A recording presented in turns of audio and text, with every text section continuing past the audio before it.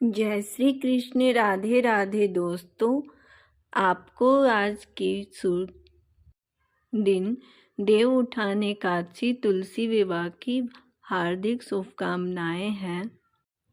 आज के दिन हम अपने लड्डू गोपाल को अच्छे से नहला धुलाकर शाम के वक्त उनको नए कपड़े पहनाकर तुलसी विवाह में सम्मिलित करते हैं।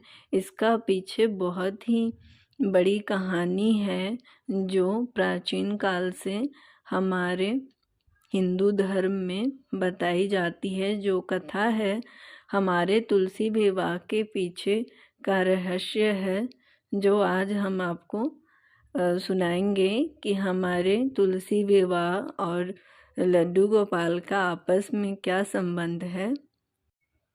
हिंदू धर्म में कार्तिक मास की एकादशी का बहुत ही महत्व है।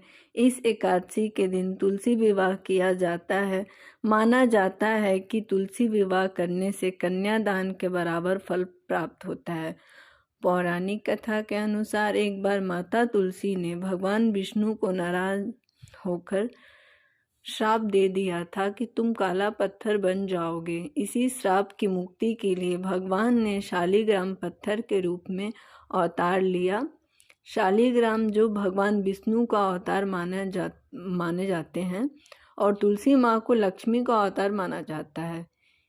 इसी वजह से एकादशी के दिन तुलसी विवाह किया जाता है। माना जाता है कि माँ तुलसी की पूजा करने से घर में सुख शांति बनी रहती है। तो चलिए हम जानते हैं तुलसी विवाह के दिन माता तुलसी को कैसे भोग चढ़ाएं और कैसे पूजा करें।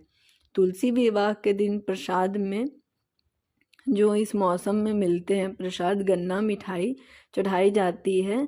आप माता तुलसी को गन्ने से बने खीर का भोग लगा सकते हैं। गन्ने को तुलसी विवाह से बेहद शुभ माना जाता है।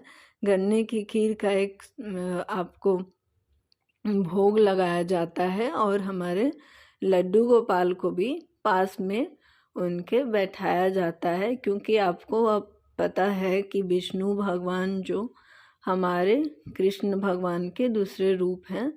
तो ये हमारा तुलसी पत्ता जो है वो भगवान कृष्ण को इसीलिए बहुत ही प्यारा है, क्योंकि वो तुलसी माता माँ लक्ष्मी की ही रूप हैं।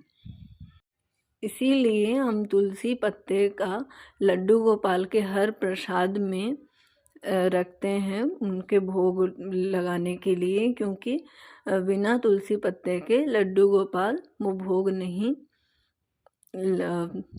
स्वीकार करते हैं। इसीलिए हम कान्हा जी के हर भोग में तुलसी का पत्ता जरूर रखते हैं। आपने मंदिरों में भी देखा होगा तुलसी पत्ते का बड़ा सा पौधा भी आसपास लगा रहता है। भगवान बिहारी जी के मंदिर में भी आपने देखा होगा कि वहाँ पे भी तुलसी का बड़ा बड़ा पौधा लगा रहता है उनके मंदिर के सामने, और तुलसी का बड़ा बड़ा दल जो होता है गुच्छे उनके प्रसाद में डाले हुए रहते हैं। तो चलिए हम जानते हैं तुलसी विवाह के पूजन की विधि। देव उठान एकादशी के दिन ब्रह्मा मुहूर्त में उठकर स्नान आदि करें और व्रत का संकल्प ले। इसके बाद भगवान विष्णु की आराधना करें। एक चौकी पर तुलसी का पौधा और दूसरे चौकी पर शालिग्राम को स्थापित करें। इसके बाद बगल में एक जल भर कलश रखें और उसके ऊपर आम के 5 पत्ते रखें। तुलसी के गमले में गेरू लगाएं और घी का दीपक जलाएं। फिर तुलसी और शालिग्राम पर गंगाजल का छिड़काव करें और रोली चंदन का टीका लगाएं। तुलसी के गमले में ही गन्ने से मंडप बनाएं। अब तुलसी को लाल चुनरी सिर में डालें और उनको अच्छे से लपेटें। गमले को साड़ी लपेटने पर, अब साड़ी है तो आप साड़ी भी अगर बड़ा सा है तो उसमें लपेट सकती हैं, और उनका दुल्हन की तरह श्रृंगार करें। जो भी आपके पास श्रृंगार की चीज़ें होती हैं उससे आप कर सकते हैं। इसके बाद शालिग्राम को चौकी समेत हाथ में लेकर तुलसी की 7 बार परिक्रमा की जाती है। इसके बाद आरती करें। तुलसी विवाह संपन्न होने के बाद सभी लोगों को प्रसाद बांटें। तो ये हमारा रहा तुलसी विवाह का विधि। जो आपको पसंद आए तो आप इसी तरह से आप अपने घर में कर सकते हैं। आप अपने घर में बड़े बुजुर्गों से भी तुलसी विवाह के बारे में पूछ सकते हैं। सबके अपने घर में और भी अलग अलग से रिवाज होते हैं, आप उनको कर सकती हैं। उसके हिसाब से ये तरीका हमारे लिए सबसे आसान तरीका है, जिससे हम अपने तुलसी विवाह कर रहे हैं और हमारे कान्हा जी को वहाँ पे स्थापित करके आरती करें और पूजन करें।